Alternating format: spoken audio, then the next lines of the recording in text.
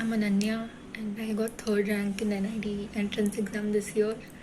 Ma'am wanted me to talk about how I went about preparing for NID, and honestly, I didn't know what I would talk about because every year something or the other keeps changing, right? I mean, there's no fixed pattern, no repeated questions, nothing like that. So that made me think that the first point was that I was kind of mentally very prepared for anything to happen, anything to change, something to be there, not be there. Like the batch before us, their prelim round was unexpected. The weightage of the aptitude and the drawing part got switched. For us, the prelim went as it was supposed to go, but again, the second round was not as it was expected. We had expected something like a studio or a situation test, but because of COVID-19, things changed and we had a home based exam where we had to prepare a sample of works as well as a thematic reflective presentation, which I'll tell a little more about later on. So, as far as preparation for NID goes, I think just really like listen to ma'am and sir, whatever they're teaching, and more than the learning part of it itself, I think practicing and implementing the concepts and questions is more important, be it perspectives, human anatomy, any of it. Because when you get a question with a set time frame, it kind of helps you think, generate ideas, and think on your feet basically. So, as far as preparation for NID is concerned, I think that's mainly that and a lot of time management. So, in the last 2-3 months before the round one of NID, we did a lot of question papers. So, we used to sit in a separate room, and either sir or ma'am they used to give us question papers that we had to finish in a certain amount of time and show it. And to be honest, I didn't do well in those papers because for me the main thing was time management. Because I mean, you can ask ma'am, my main problem was time management.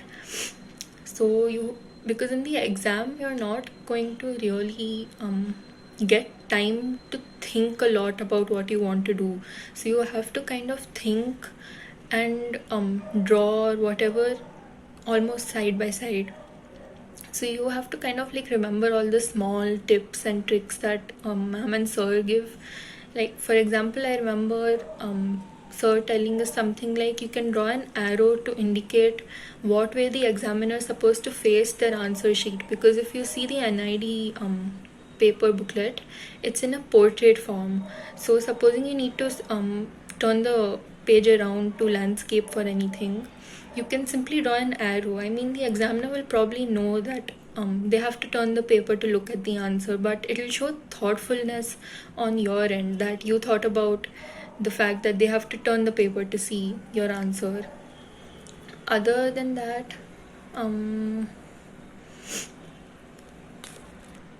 I think be extremely confident in whatever you draw in your first test or whatever you talk about. Supposing in your second test you have a online interaction the way we did.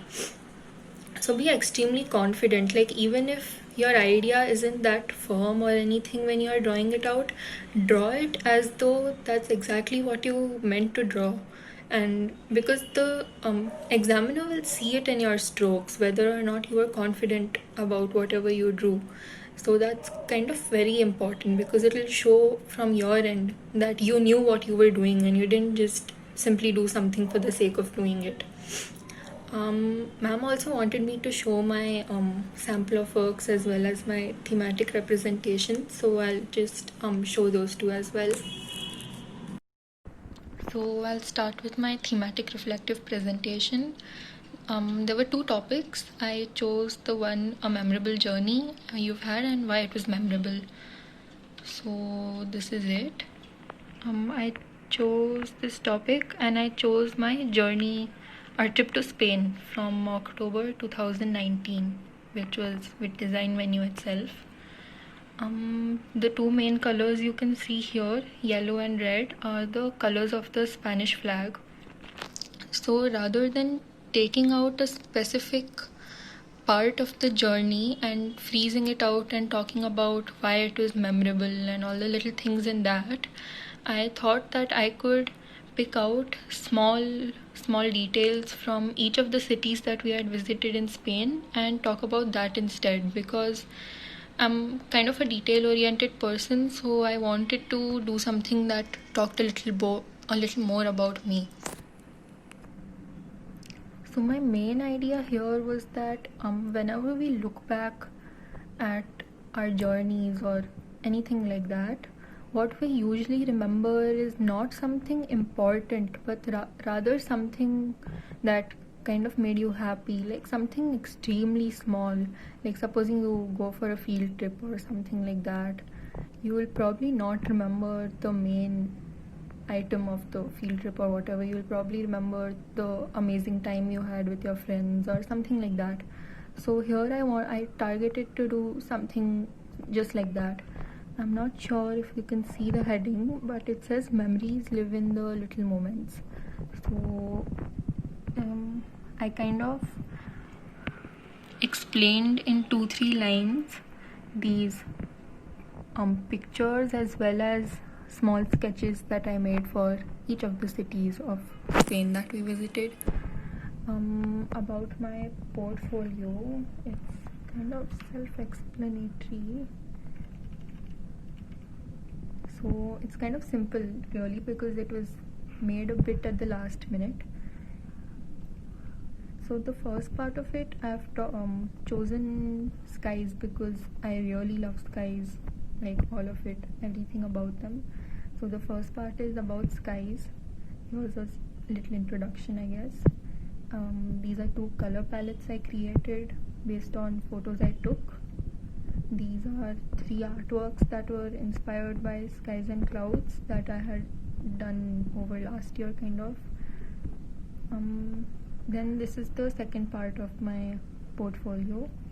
So here are 2 portrait kind of things. You can read about them, I guess. The first one is a replica of a photo of my friend's eye, and the second one I was kind of experimenting with the light and shadow technique to create kind of contrast, I guess.